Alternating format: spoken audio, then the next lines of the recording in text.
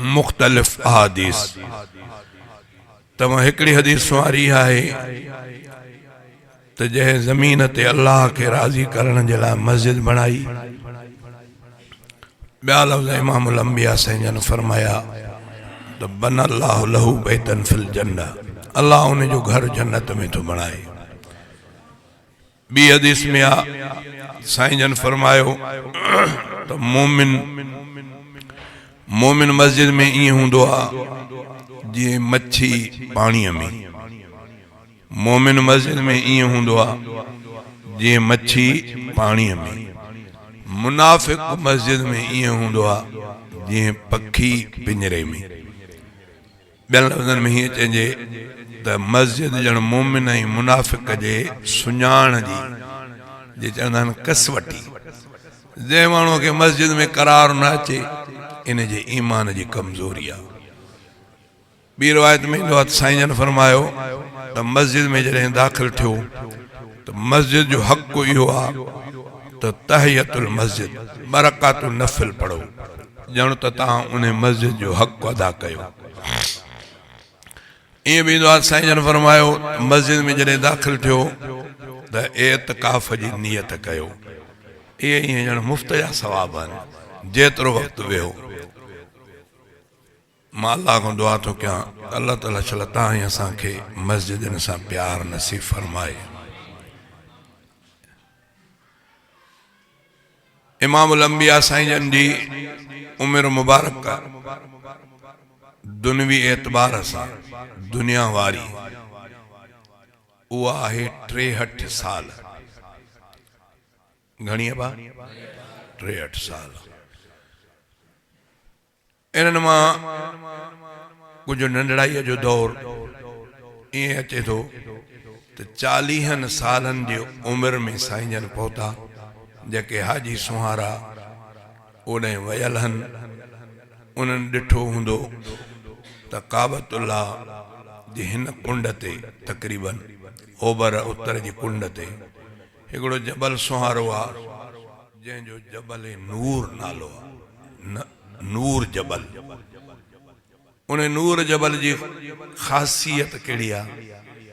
इमामुल अंबिया साईं जन ओ 40 साल ज़िंदगी इन विचे हिस्से में पंहिंजे घर मां कुछ खाधे पीते जो सामान खणी कुछ ॾींहंनि जे लाइ इन जबल जे चोटीअ ते चढ़ी वेंदा हुआ। उन चोटीअ ते हिकिड़ी गार आहे, उन गार में साईं जन अकेला वेहंदा हुआ। मूंखे अल्लाह ताला उते वञण जी सआदत नसीब फरमाई। मां जो उते बीह ॾिठुमि पिए त मूंखे हरम जा मीनार नज़र अचनि पिया। उहो वक़्तु ग़ालिबन अहिड़ो हो जायूं बि वॾियूं न हूंदियूं त बैतुल्लाह ते नज़र पवंदी हूंदी।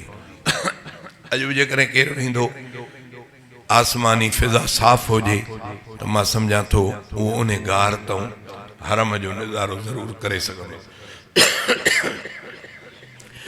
कुछ ॾींहं साईं जन उते रहण खां पोइ खाधो पीतो घटि थींदो।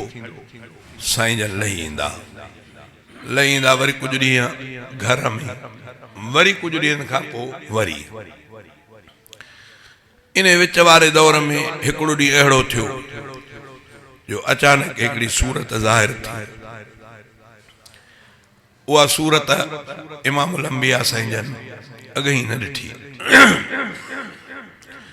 साईं जन जे आॾो आयो अजीब क़िस्म जी सूरत। साईं जन सां चे प्यार सां ॼण त भाकुर पातई।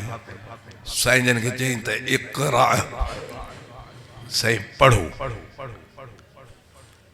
उलमा को ॿुधो अथव त साईं जन फरमायो त मां अन बिक़ारिन, छा पढ़ां?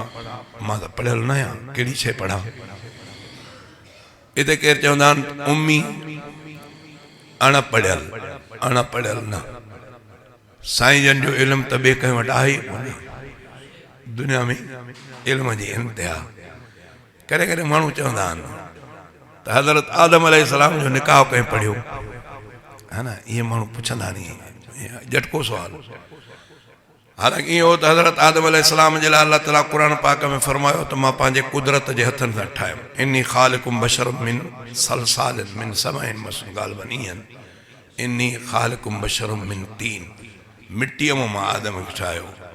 ॿी जाइ ते मां पंहिंजे कुदरत जे हथनि सां ठाहियो, मिट्टीअ मां अकेलो।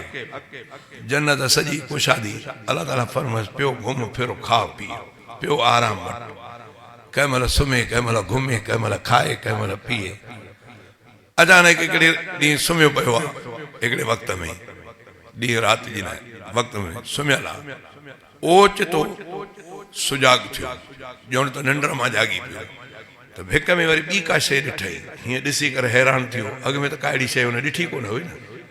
हज़रत आदम अलैहिस्सलाम ॾिठई त थोरो परेशान थियो, फौरन हुन ॾे निहारे करे अलाह साईं खे अर्ज़ु कयईं त रब हे छा आहे, हे काॾों थियो, हे केरु?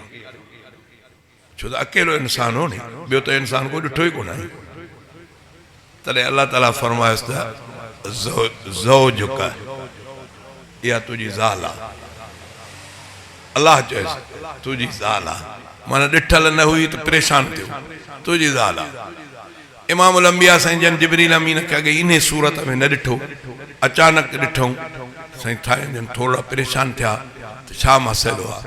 हुन चयो साईं दिलगीर न थियो, अॼु मां अलाह जे हुक्म सां तव्हां ॾे आयो आहियां। अल्लाह ताला नुबूअत आख़िरी नुबूअत जो ताज अल्लाह ताला तव्हां ते लाॻू आहे। आख़िर ज़मान नबी आयो, हाणे पढ़ो। पाण फरमायो त मां न बिकारनि, कहिड़ी शइ पढ़ा, मां पढ़ियल कोन आहियां। ईअं चए थो त जिब्रील अमीन साईं सां भाकुर पातो, भाकुर पाए थोरो प्यार वारो ज़ोरड़ो बि ॾिनई, वरी ॿीहर चई, इहो छाजो आवाज़ थी वियो आहे? हा, वरी ॿीहर, वरी टीहर, टे दफ़े सां साईं जन शुरू थी विया त इक़रा बिस्मि रब्बिकल लज़ी ख़लक़, चयो उन रब जे नाले सां पढ़ जंहिं तोखे पैदा कयो आहे। हाणे इहो वाक़ियो थियो, साईं जन लथा, उतो लही आया, कैफ़ियत अजीब आया त साईं जन जे तबो मुबारक ते थोरी परेशानीअ जा आसार आहे। अम्मा ख़दीजतुल कुबरा वटि आया, अम्मा साईं खे फरमायो त ज़म्मिलूनी, मूंखे चादर वेड़ियो, मूंखे चादर